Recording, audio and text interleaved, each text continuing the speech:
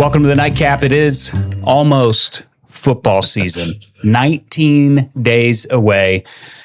And John, I think every single day we get a little bit of information about the Buckeyes, and today they're ranked number one again, I guess. Sure. Yeah. This time in the Associated Press poll, also were ranked number one in the coaches poll. First time since 2015 that they've been ranked number one in both of these polls. Look, it's impressive the string of success that Ohio State has, been able to enjoy over the last 25 years or so. Yeah. What's even more impressive is the fact that they are number one after losing 3 guys to the NFL on that defense. 4 guys if you count Carnell Tate. It's like 4 guys in the top 11 picks. They also have to obviously replace Caleb Downs, Arvell Reese, and Sonny Styles on the defensive side of the football. So I think that speaks to the caliber of program that Ohio State is, to the model of consistency that they've been over the years. And you got to tip your hat to Ryan Day and company for just putting together a roster that is continuously able to rebuild every single year. Yeah, and to be ranked number one by not only the coaches, but also the Associated Press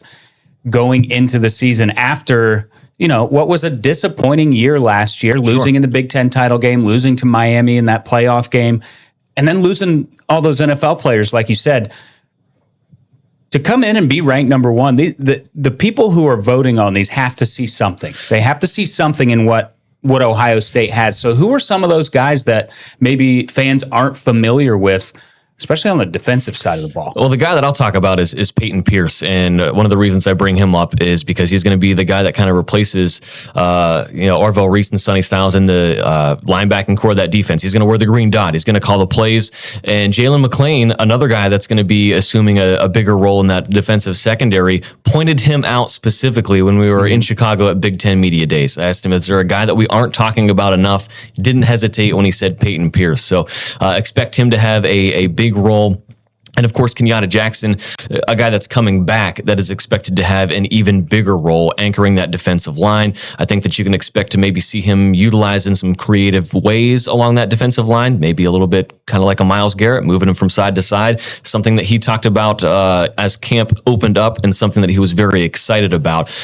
There's a handful of guys specifically, in that secondary. We mentioned Jalen. Devin Sanchez is going to come in and be a more expanded role at cornerback, or have a more expanded role at cornerback, and he's looking forward to locking down some of the best receivers in the country, and he gets to do it on a daily basis against Jeremiah Smith in practice. Now, a couple of new guys on the team this year on that defensive front from Alabama. We don't like to talk about Alabama, but these two, they came back, they transferred here to Ohio State together. James Smith, one of those guys, and I know he's already talked about how much of an impact Matt Patricia's had on him. What do we expect from these two guys going into the season? I think that we can expect a lot, specifically from James Smith, a guy that has a very bold personality. I don't know if you've seen a lot of his interviews over the last couple of weeks. Some of them have gone quite viral.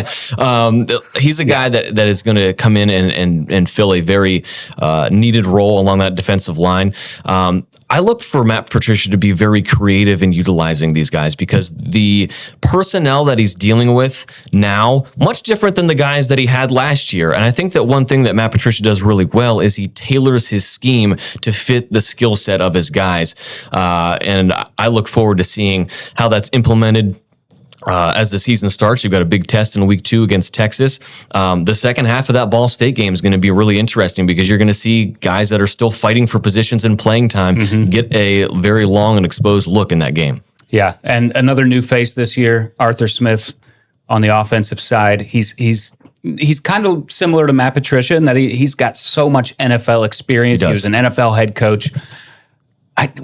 Ohio State has to be the only team in the country with former NFL head coaches on offense and defense as coordinators, right? I know that they have made a concerted effort to kind of model their program as much as they can after an NFL franchise. They've got the two coordinators that were former head coaches. There's no secret that this is NFLU. Look at the first couple of days of training camp. It felt very NFL-like. They had the fans there. They had the activations there. There were bounce houses and things to do. It was a pretty overwhelming sight to see for Buckeye fans out there. And they got that NFL experience on those first couple of days. It's no secret that that's one of the reasons why Ryan Day brought them into this program, because he wants to get guys prepared for the NFL. And there's that's a good way to do it, to bring two NFL coordinators in to accentuate your staff. Absolutely. One final thing we'll look at here. This is the AP poll. Ohio State right there at number 1. Oregon number 2. So 2 Big Ten teams, 1-2. But I'm seeing a lot of opponents in the top 25. In fact, 6 of them ranked preseason top 25. That doesn't happen very often. It doesn't. And this is a very, very difficult schedule. I don't think we can underscore that enough for Ohio State, something that we really haven't seen in Columbus before. So you're going to get to see 6 of these teams on the top 25 throughout the regular season. And I was doing a little research before, looking at the schedule before we did this segment. The stretch of games from October 17th to November 7th is just brutal for them. That includes Indiana at USC and then home against Oregon. And oh, by the way, that Indiana game also on the road, probably the biggest game in school history. You're going to be hosting Ohio State as a reigning national championship on your own turf. Yeah.